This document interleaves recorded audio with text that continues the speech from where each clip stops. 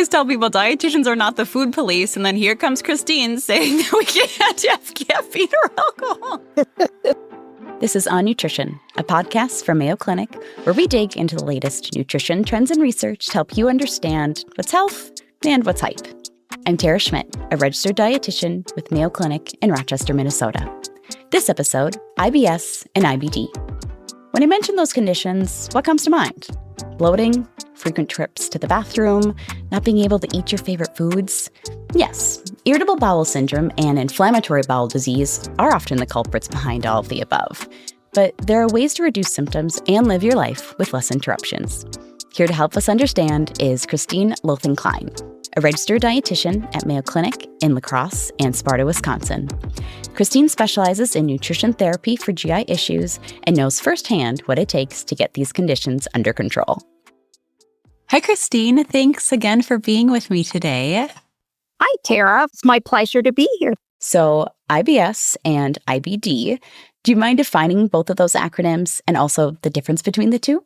It's a really important distinction, It is, yeah. and it's very easy considering those letters are awful similar for people to understandably be confused. So IBS is irritable bowel syndrome, and we call that more of a functional condition. What that means is they're not going to be able to, when they're trying to diagnose it, do a blood test or to do a colonoscopy or endoscopy and be able to see evidence to diagnose them with IBS. It is considered a diagnosis of exclusion. They rule out other health issues that could provide some of those same symptoms that the person is experiencing, but there is not a clinical parameter that helps with diagnosis. Now, IBD, and that's inflammatory bowel disease, is an autoimmune condition. And with that one, if they're doing a scope, they can actually see the disease, the ulcerations that may be active at that time. The vast majority of conditions with IBD are ulcerative colitis and Crohn's disease. So how common are IBS and IBD? Are the rates increasing with time? It's estimated that 10 to 15% of people have IBS, but that maybe 5 to 7% are diagnosed is what some of the general numbers are. In terms of IBD, it's not as common, certainly. So about 2-3 million people in the United States at any time have it, but it is definitely on the rise. Do you have an idea as to why that may be? I don't know if I have anything evidence-based that I can say there, but I think some of the things that can potentially be playing a role could be, are we doing a better job with diagnosing, increasing awareness in the public? Our diagnostic techniques can improve as time goes along as well. There's certainly theories about environmental components that could be playing a role, that could be related to our diet or exposure to other environmental factors as well. Where are these conditions coming from? Do we know? Well, I would say it's multifactorial in most situations. With IBD, the two big things are genetic and then the more global environmental components.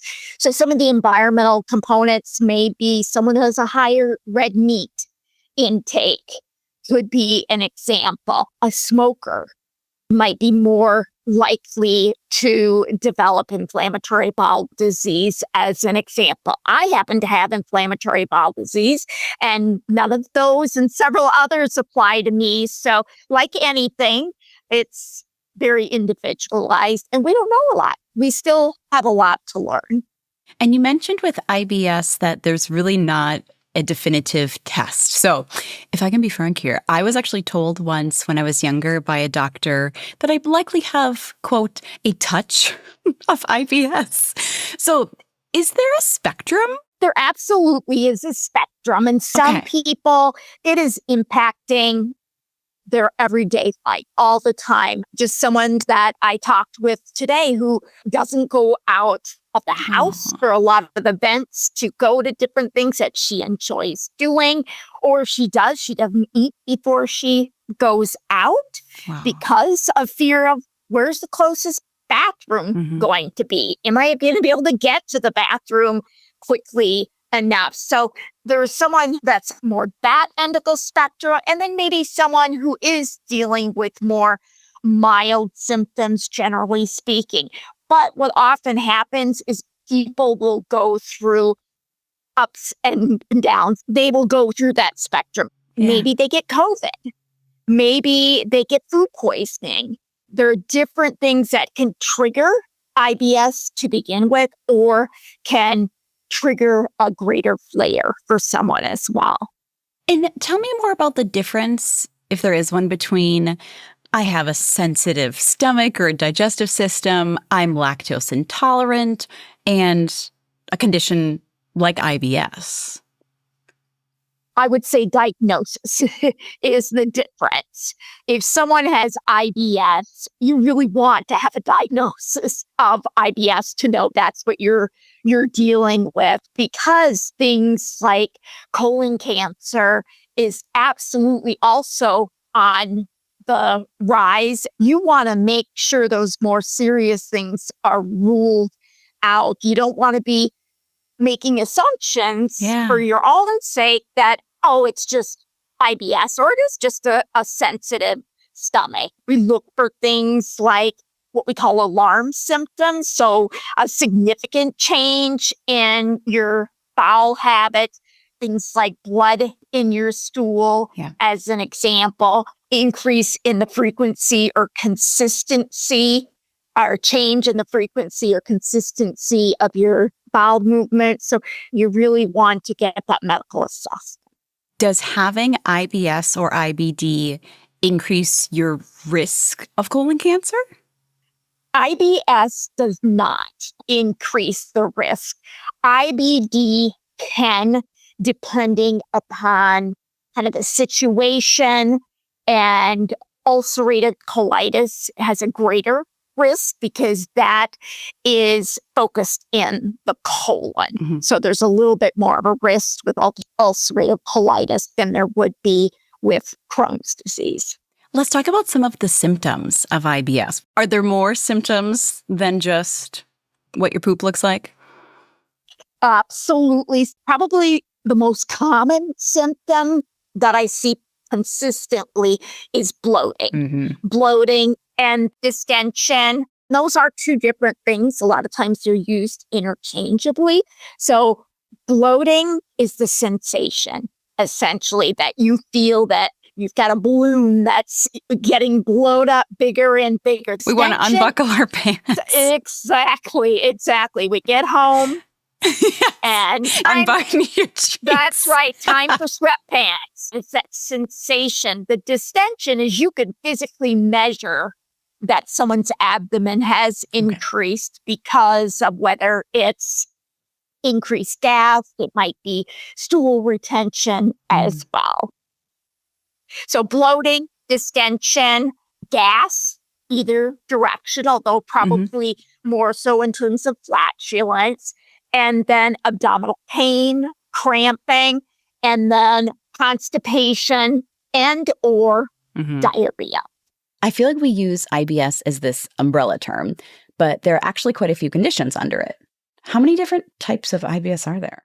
You have the three main ones, which are IBS constipation predominant, which is pretty self-explanatory. And then there's IBS that's diarrhea predominant. And then there's mixed. So someone goes back and forth between constipation and diarrhea. And then there is kind of a catch-all from that. So someone doesn't neatly fall into one of those other three categories. There's specific definitions in terms of like how often, like criteria, what percentage of time. So if they don't neatly fit into those three, or they've just switched enough that it doesn't make it as clear, that's where they might fall into that unclassified. Kind of like catch-all category, right? You got it. Now let's talk about IBD. What are some of those symptoms like? those symptoms tend to lean more on abdominal pain, cramping, but in addition to the GI symptoms, and diarrhea is more common both for ulcerative colitis and Crohn's disease, also can be blood in the stool or mucus in the stool.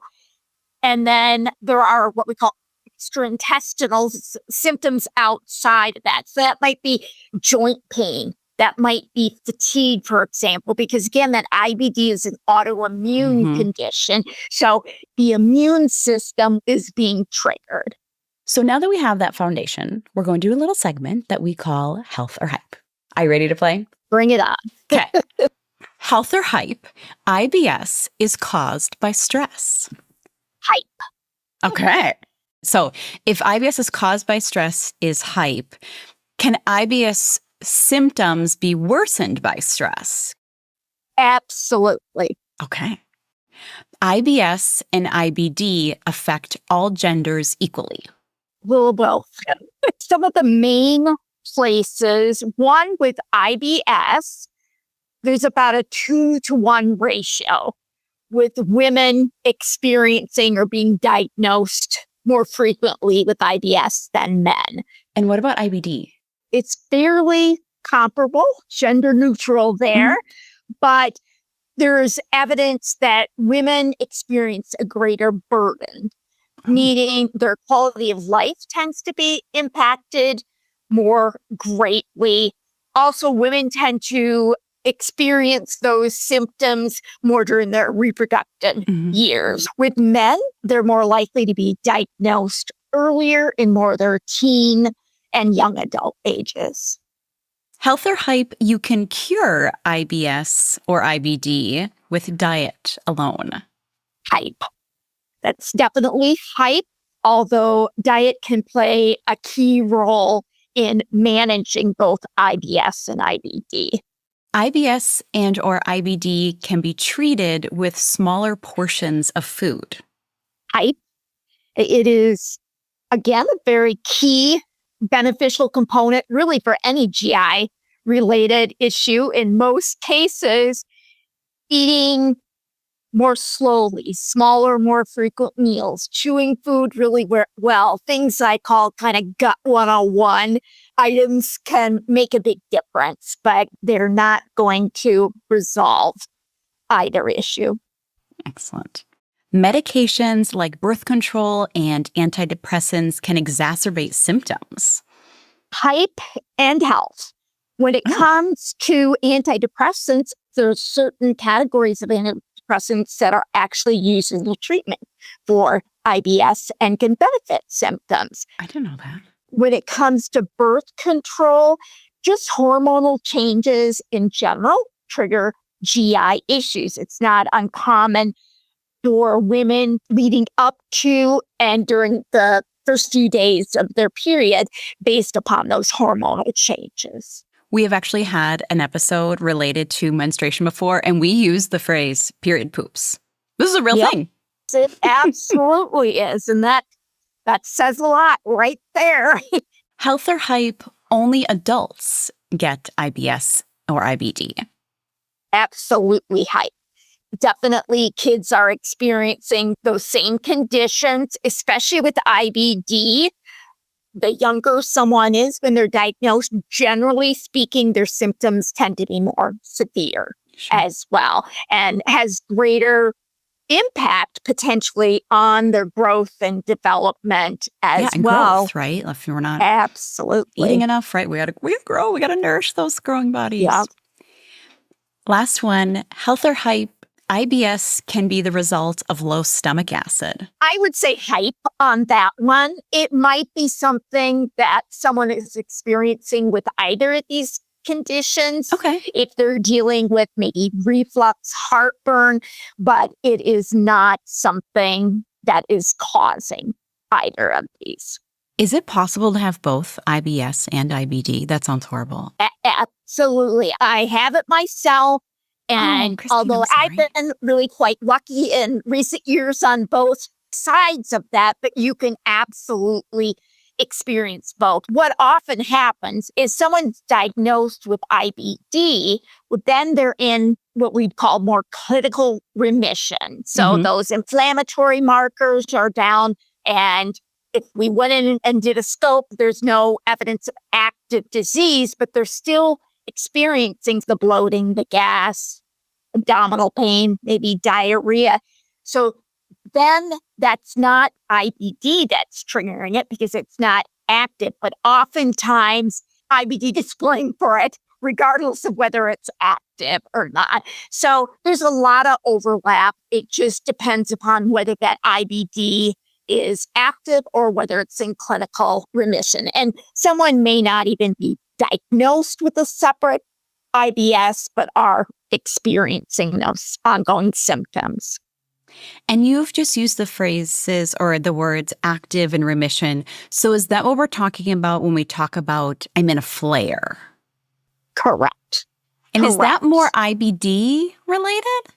It's definitely more IBD related. There's more of a distinction between flare and remission when we're talking about IBD in a clinical setting. But it's commonly used with IBS as well.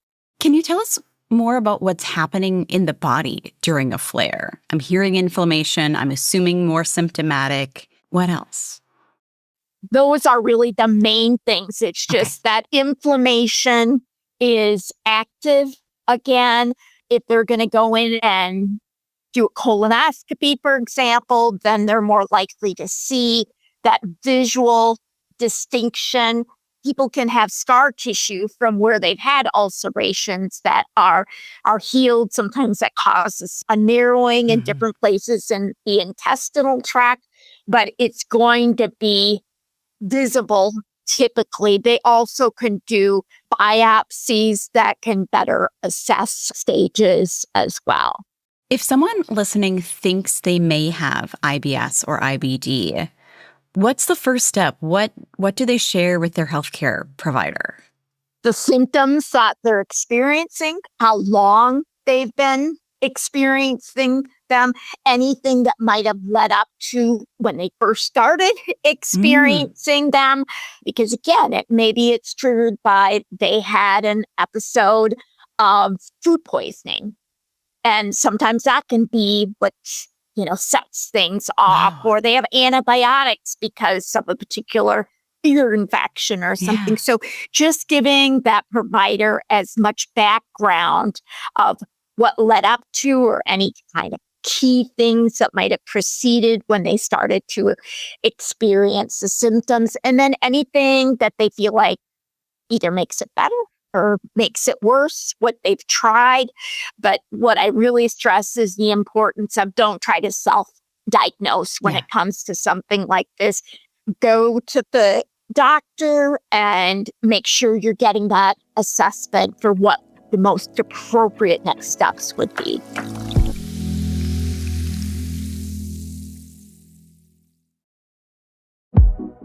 Irritable bowel syndrome, or IBS, is a digestive disorder, meaning doctors can't see it on blood tests or during a colonoscopy. Instead, it's diagnosed by ruling out other conditions. Common IBS symptoms include bloating, gas, abdominal pain, constipation, diarrhea, or a mix of both. IBD, or inflammatory bowel disease, includes Crohn disease and ulcerative colitis. It's an autoimmune disease that causes visible inflammation and damage to the digestive tract. IBD often causes diarrhea, cramping, blood in the stool, fatigue, and even symptoms outside of the gut like joint pain. And IBD, particularly ulcerative colitis, can increase the risk of colon cancer. If you believe you might have one of these conditions, it's important to not self-diagnose. Talk to your doctor before taking any action. Next, we'll talk about what else you need to know once you have your diagnosis. Let's talk about treatment. There's biofeedback therapy, medication, cognitive behavioral therapy, surgery, stool transplants. Tell us more about the options for patients diagnosed with these conditions. There are a lot of options. It depends upon, again, the individual and what may be going on with them. I find the connection between that brain and that gut so significant Yeah. and these GI related issues to be a really important piece. Because even if someone's dealing with some of the dietary side and making some modifications that are helping them to manage their symptoms, or even if they're in remission for something like IBS, but now they hit a really stressful time and it's triggered. So those brain gut connection, stress management strategies, I think are really important and key. So gut-directed hypnotherapy, there's good research that has come out of Monash University. So the gut-directed hypnotherapy might be a much more appropriate option. How important is someone's eating pattern compared to other treatments? Is diet like an adjunct therapy? Is it ever a first line? When it comes to IBD, there has been increasing evidence showing the potential benefit of diet in helping people to go into remission, particularly with like mild and moderate Crohn's disease. There's things called the Crohn's disease exclusion diet, which is a combination of a diet that has some restrictions, some of those additives, and the whole food diet in conjunction with an oral supplement. It used to be an elemental, which it's just that protein, that fat, those carbohydrates are broken down into smaller pieces to make it easier to absorb. Unfortunately, not easier to drink because it didn't taste great. Yeah. Well, now they're finding that regular formulas that can taste much better can be used as well and can be very beneficial. Speaking of supplements, do you see people with enough nutritional deficiency or at risk of a nutritional deficiency where you end up recommending supplementation? Absolutely. If someone's been struggling with a flare, they've restricted their diet longer term because it impacts so many elements of nutrition. They're not feeling good, so they're not eating very well. When they do eat, there's ulceration and inflammation, so they're not able to absorb their nutrients as well. So people can certainly have nutritional deficiencies. Some of the more common ones might be, say, iron deficiency, someone with ulcerative colitis who may be experiencing a lot of bleeding, as an example. B12 deficiency, the most common site of active Crohn's disease is the very end part of the small intestines right before it connects to the colon. And that is the site where we most absorb the B12. So that can play a factor as well. Vitamin D can be one, zinc sometimes. So it depends a lot upon where is their disease. That can impact what nutrients might be absorbed there, how extensive is it, how long have they been dealing with active disease that's impacted all these things like absorption, intake, and increased need. Now, as always, there's a lot of buzz around supplements, NAD+, et cetera. Any of the more trendy, popular supplements that are helpful for people with these conditions? I don't know if more the trendy ones. There's not a lot of them that have a lot of good evidence behind them.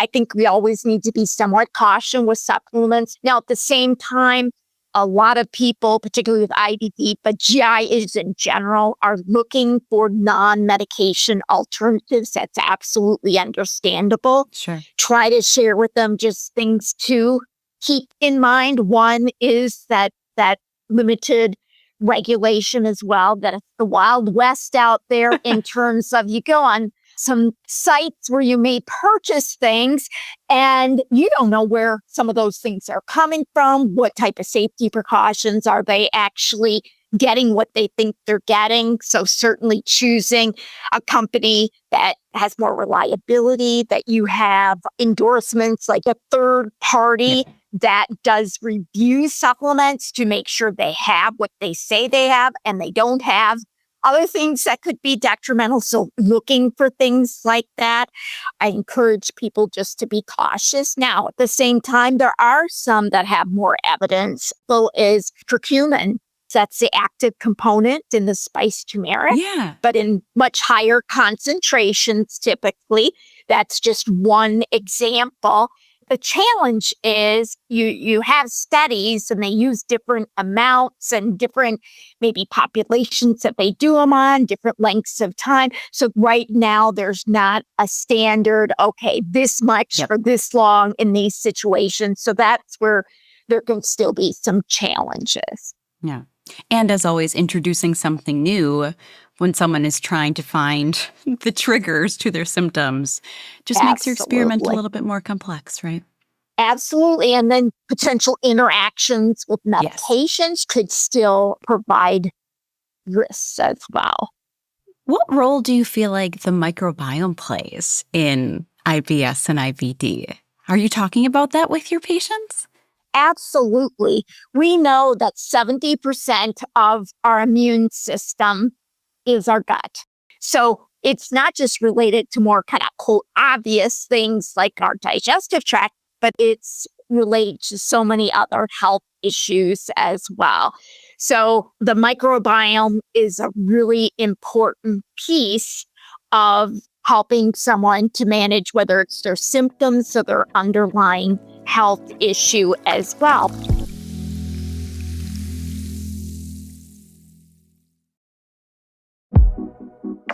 There are options beyond medication and surgery to get IBS and IBD under control. Because the gut-brain connection is so crucial, stress management, cognitive behavioral therapy, and gut-directed hypnotherapy are highly recommended. And we can't underestimate the value of our diet, including the nutrients that IBD can make difficult to absorb. If that's the case, there are tried-and-true supplements like iron, vitamin B12, and vitamin D that can help. Even foods we consider healthy could be triggers too. So let's dive deep into the foods that can soothe or aggravate your IBS and IBD symptoms. Let's finish up with diet. So if you have one of these conditions, is there a specific eating pattern that you should consider? And the first word I would say is personalization. Absolutely. Because there's not a one-size-fits-all. When it comes to IBS, the most commonly used and evidence-based approach is what's referred to as a low FODMAP diet. I call it the FODMAP protocol, which FODMAP stands for an acronym: fermentable, oligosaccharides, disaccharides, monosaccharides, and polyols. Welcome to food science, everyone. That's right. And it makes perfect sense that FODMAP is used instead of that mouthful. But those letters represent different groupings of these carbohydrates. And these are carbohydrates that humans in general don't digest and absorb very well. So that's why beans, because people have a different tolerance. And there are 3 different stages. It's not of forever. The FODMAP protocol. It is not forever. If we're restricting that much, one, it's absolutely impacting their quality of life. They're restricting their intake, and long term, that's likely going to impact their microbiome in an adverse way. So it's designed in 3 phases. So there is an elimination phase, which is what most people follow long term. Yes, the never ending. In one of my previous diets, the longest I have known is someone was doing it for 7 years in just the elimination phase. And your heart breaks for them that they've been doing that so long and not necessarily feeling better as well. But what you do is in that elimination phase, you decrease those foods that are highest in these different groupings to see, are these FODMAPs playing a role in their symptoms? You want to see noticeable improvement and consistent improvement when you're following it. What'll happen sometimes is, again, someone's not feeling any better, but they keep on going because they feel that they're doing the right thing to help their symptoms. But if they're doing that and you're checking and they're following what the guidelines are, then it's probably not a contributing factor and they wouldn't benefit from continuing. A high percentage of time people do see with IBS, about 75% of people will see symptom improvement with that elimination phase. But again, we don't stay there long term. At that point, what we want to do is say, okay, Yes. which of those groupings of FODMAPs are problematic for them? Because most people, again, don't have trouble with all of them. So what they'll do is for a week, they'll challenge one particular group, not food group. So an example may be honey is often used to challenge fructose because that's all honey is fructose. And it's given in the first 3 days in increasing amounts. That's the only thing that changes from that low FODMAP baseline to see, does that trigger their symptoms? And if so, what day and how much? Because it's not an all or nothing usually. And they may tolerate small amounts. Our goal is to help them control their symptoms and liberalize their diet as much as possible. So they do that with all of those groups. And then we put those pieces together to say, okay, because the groups that you have trouble with, these are the foods that you want to still limit. Yes. But just as importantly, these are the ones that you want to start slowly introducing to add that diversity to their diet. So it's the elimination phase for a bit, then reintroduction. What comes next? And then you move to that personalization stage. And the other thing that's really important for people to understand about that is that they can re-challenge again in a few months, even those groups that they had trouble with, because tolerance can absolutely improve in some of those as well. So it's not like a food allergy that's a forever thing. They often can get continued improvement. I like that. What about the Mediterranean diet? Is there research comparing the effectiveness of a Mediterranean diet versus a low FODMAP diet for IBS? Dr. Bill Che out of the University of Michigan, him and his team have found that there's growing evidence that the Mediterranean diet can be as effective as the low FODMAP diet potentially. So I think there's more to come there, but that it's looking good. So I think that someone can be on a Mediterranean diet and be able to do some of those other modifications that can give them that variety and still help them manage their symptoms, but that can give them that good plant-based food that helps to keep their microbiome healthy. And obviously, it's a lot easier to follow in most cases. Yes. And speaking of plants, we obviously know how important fiber is. So fiber is important for gut health, but it can also trigger symptoms in patients with IBS or IBD. So is there either a type of fiber or an amount of fiber, and when? Well, fiber is one of my favorite topics. It's the most confused nutrient as well, because it's lumped into that it's just one thing. There's different types of fibers, and those fibers can respond in different ways, can be beneficial or not beneficial in certain situations. So I've been a dietitian for over 30 years. And when I was first learning about IBD, it was low fiber diet and so on. That has changed significantly over the years, but patients, as they're going online or trying to get information, are still seeing a lot around low fiber diet. Some healthcare providers are still recommending that as well. But if someone is in a flare, we do not recommend a low fiber diet. We do recommend a low insoluble fiber. Okay. And that's more what we think about when we think about fiber a lot of times is the raw fruits and vegetables, the whole grain nuts and breads. seeds. And so it's more the structure component of the plant. If someone's in a flare, they're probably not going to be great with an apple that has a peeling on it. But they're probably going to do great with applesauce. And then maybe things start getting a little bit better at that point before they transition back to that peel The outside peel is going to be that insoluble roughage fiber, and that inside is going to be more of that soluble fiber. So it's texture and particle size difference in that flare. So it's having some of those same foods, but maybe it's in a form of smoothie, or like I said, the applesauce, soft cooked vegetables as an example. And then from maybe that applesauce, the texture in the form of the smoothie, now they're having the soft cooked vegetables or that fruit in a cup that's nice and tender without a peel. And then they're able to transition back to that apple again.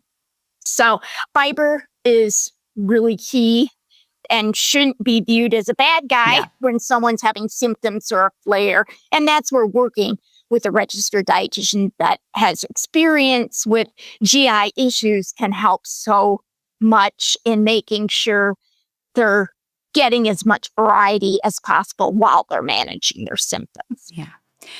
We also see, outside of people, again, inadvertently staying on the restrictive side of FODMAP for longer, we also see kind of some really highly restrictive diets that are popular online, not necessarily those that we would use in the medical field most often, but things like carnivore or only eating red meat.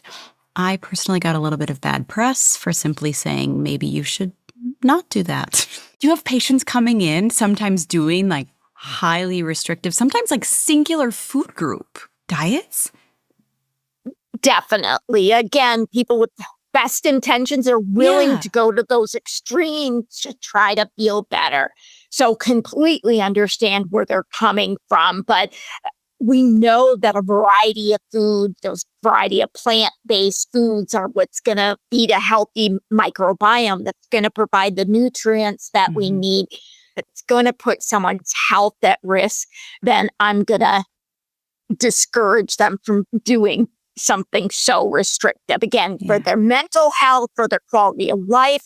People that have GI issues are already at increased risk for disordered eating, and more restrictive things like that can certainly contribute to it. I will always tell the person that ultimately the decision is theirs. So really just trying to understand why they're trying to do what they're doing and provide the best information for them to make the best decision. I like that. What would you say are the most common food triggers? I would say, even generally speaking, caffeine, especially if it's on an empty stomach, that can be a GI stimulant. And if someone's already having diarrhea, they don't want more GI stimulation. Alcohol. Christine, you are taking away all of the fun things. I always say, I am here to provide information. I feel very confident that the people that I'm working with know what's best for them. And I always say, I won't take a thing away from you.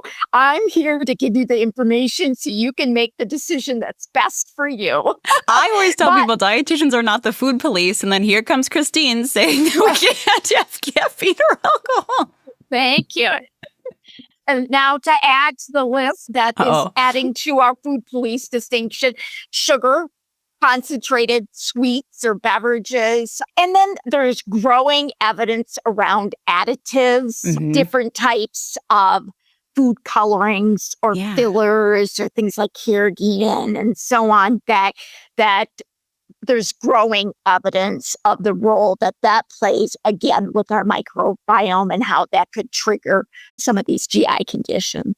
Artificial sweeteners? More additives, I would say. There's not, to my knowledge, strong evidence related to specific artificial sweeteners. What I will encourage people to say when it comes to any of these additives and so on is that I can't guarantee you that they're triggering things, but I can guarantee you that you're not going to miss them from a health perspective. So I encourage people to minimize those things that are not food as much as possible. Christine, can you explain the difference between pre and probiotics and how they might impact or benefit people who have IBS or IBD? So probiotics are beneficial bacteria, the good guys. That's what's going to be in that yogurt with healthy culture, that kimchi, for example, or that kombucha tea. So it gives you that good bacteria as well. So that's the bacteria itself. The prebiotic feeds the good guys. So the good guys are able to take over the bad guys. So that is in large part going to be fiber, those plant-based fiber options. Now, prebiotics are being added to a lot of different things. Yogurt, as an example. Now, it may be in fiber bars and so on, but some of those prebiotics can be high in FODMAPs, chicory root, and inulin. Those are commonly added to yogurt. They may be added to milk alternatives like almond milk, coconut milk. Protein bars. Absolutely, protein bars. And for people, particularly with IBS, because a high FODMAP item can absolutely trigger someone's symptoms. So in too large an amount may not be a great option. There are bagels out there that have like 17 grains of fiber in a bagel. And I wouldn't recommend for my patients that have GI issues having one item that has that much because they're likely to have some adverse symptoms with that. It's just a lot all at once. And again, when it's added to a product kind of in an ultra-processed way, I think we could say it's more likely, I believe, to impact you. You're not likely to eat that much if you were just eating a normal bagel. That's a lot of bagels. Absolutely. And the other thing that's really important with our gut microbiome, someone may be eating a lot of fruits and vegetables volume-wise, but they're just eating the same few. We know that the greater the diversity is in our plant-based foods, that 30 is kind of the magic number, that you want to have at least 30 different plant foods over the course of the week to have that more optimal microbiome. So you have mentioned the importance of the gut-brain connection. We've mentioned kind of alternative therapies. Are there any other either digestion or lifestyle tools that you recommend to your patients to deal with some of their symptoms? Well, I think back to those gut 101 or gut hygiene things I mentioned before, which is just sitting down to eat as opposed to on your phone or trying to work while you're doing it. Again, chewing very well. We shouldn't have big chunks and little chunks. You don't have to count how many times. I was going to say, we have to chew a certain number of times. You do not have to. But what you want are small, even particles. Okay. Because that's going to assist in digestion. When it gets down to the next step, it's going to increase the surface area to maximize the absorption of those nutrients. So a very important piece. Just taking a few slow, deep breaths before we eat. Being active, moving around. What do? We eat and then we go sit over a computer and we're scrunched over and we are already bloated and we're certainly not helping if we're squishing everything even more. So just being aware of our posture are some of the things that can be helpful. So even standing after a meal, right, in your 1 o'clock meeting maybe versus walking if possible. Yep, just moving around, or even just things like gently swaying your arms around, just something that's just gentle but moving. You can tell your coworkers you're aiding in digestion if they look at you funny. That's right. Dietitian recommended. Well, Christine, you have been a wonderful resource. I think it's really meaningful that you were willing to share as well that you have these diagnoses. And so I just want to say thank you again. Oh, well, my pleasure. Thank you for the opportunity to share.